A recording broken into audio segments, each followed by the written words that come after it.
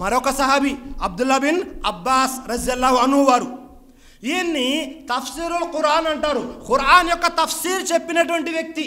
ఎన్ని సంవత్సరాల్లో ఖురాన్ యొక్క తఫ్సీర్ చెప్పారు.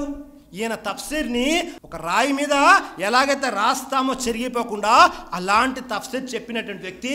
ప్రవక్త ముహమ్మద్ సల్లల్లాహు అలైహి వసల్లం చనిపోయేటప్పుడు ఈయన వయసు 13 సంవత్సరాలు. పరిశీలన చేసామా? 13 సంవత్సరాల వయసులో అబ్దుల్లా బిన్ అబ్బాస్ రజియల్లాహు అన్హు వారు తఫ్సీర్ చెబుతున్నారు. 8వ తరగతి 9వ తరగతి విద్యార్థి. ఎలా సాధ్యమైంది అనుకుంటున్నారు? వారు చేసినటువంటి కృషి, తపన, వారు ఎవరితో గడిపారు, ఇవన్నీ కూడా ప్రభావం చూపుతాయి సోదరులారా. మనం ఏమనుకుంటున్నాము? పిల్లలు ఆడుకోవడానికి బయటికి వెళ్తున్నారు, పిల్లలకి ప్రపంచం చూపించాలి అనే ఆలోచనలో వెళ్ళిపోతూ ఉన్నాము. దానితో పాటు మన పిల్లల్లో చెడు అలవాట్లు కూడా వచ్చేస్తూ ఉన్నాయి. 13 సంవత్సరాల వయసులో ఖురాన్ యొక్క తఫ్సీర్ చెప్పారు. ఉమర్ ఫారూక్ వారి కాలంలో, ఉమర్ ఫారూక్ వారు ఖలీఫాగా ఉన్నప్పుడు ఈ అబ్దుల్లా బిన్ అబ్బాస్ రజియల్లాహు అన్హు వారిని షూరా కమిటీలో మెంబర్గా వేశారు. షూరా కమిటీ అంటే సలహాలు సంప్రదింపులు అడిగి తెలుసుకునేటటువంటి కమిటీ. మషూరా చేస్తారు, సలహాలు ఆ కమిటీలో మెంబర్గా వేశారు. అప్పుడు ఆయన వయసు 15 సంవత్సరాలు. అక్కడ ఉన్నటువంటి మిగతా సహాబాలు, కొద్దిగా వయసు పైబడినటువంటి సహాబాలు అన్నారు, మీరు మాతో పాటు ఈ బాలుడిని కూడా కూర్చోబెడుతున్నారు, 15 సంవత్సరాలు. మేము ఏదైనా ఒక విషయం చెప్పినప్పుడు ఆయనకి అర్థం కాక నవ్వారనుకోండి, మా పరువు కాస్త పోతుంది. కాబట్టి ఆయన్ని ఈ కమిటీ నుండి బయట పెట్టండి, లేదా కారణం ఏమైనా ఉంటే చెప్పండి అన్నట్లు అడిగారు. ఉమర్ ఫారూక్ గారు ఏమన్నారు తెలుసా? దీని గురించి రేపు మాట్లాడదాం అని పంపించేశారు.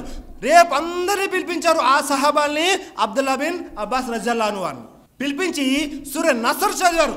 ఇజా జా నసరుల్లాహి వల్ ఫత్, సూరా నసర్ చదివి దీని యొక్క వివరణ ఇవ్వండి అన్నారు.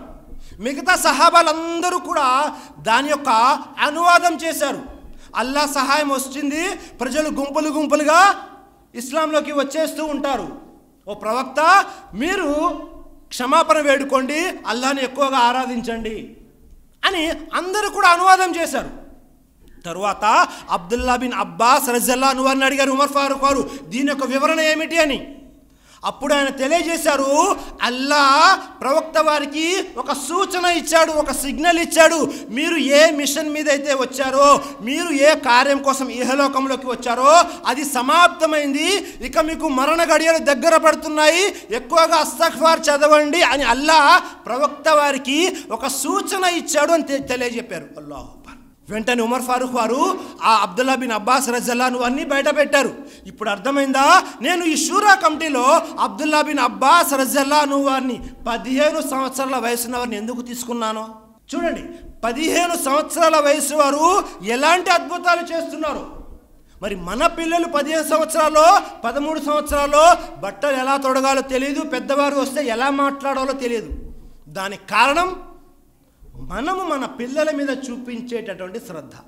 ఎందుకని మన ఆలోచన కూడా మన పిల్లలకి చాలా కాస్ట్లీ బట్టలు కొనాలి, ఎక్కువ రేటు బట్టలు కొనాలి, వారు ఏది అడిగినా లేదు అనకుండా కొనించేయాలి, ప్రపంచంలో వారికి ఏ లోటు రానివ్వకూడదు అనే ఆలోచనలో. ఇప్పుడు సమాజంలో ఎలాగైతే చెబుతున్నారో ముస్లింలు పేదవారిగా ఉన్నారు, ఇప్పుడు ఉన్నటువంటి పేదవారి కంటే ఇంకా పేదరికంలో ఉన్నారు సహాబాలు, కానీ అద్భుతాలు చేశారు. ఇప్పుడు ఎవరైతే రాజకీయాల్లో రావాలనుకున్నారో ఈ రాజకీయాలు కాకుండా కేవలం అల్లాను మాత్రమే నమ్ముకున్నారు, రాజ్యాలన్నీ కూడా వారి కాళ్ళ దగ్గరికి వచ్చేసాయి.